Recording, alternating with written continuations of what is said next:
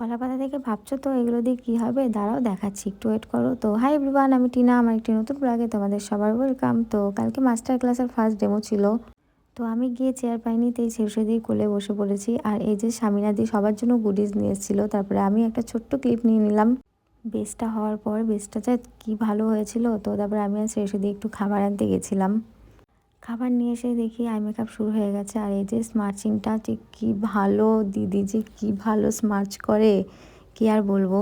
তো তারপরে আমরা খাবার খেয়ে নিয়েছিলাম। একটু খাবার খাওয়ার সময় একটু হাসি ঠাট্টা হচ্ছিলো, কারণ আমি ক্লিপ নিতে ভুলে যাই খাবার সময়। তো তারপরে এই যে ফাইনাল লুকটা কী যে ভালো লাগছিল, দারুণ লাগছিল, খুব সুন্দর লাগছিল।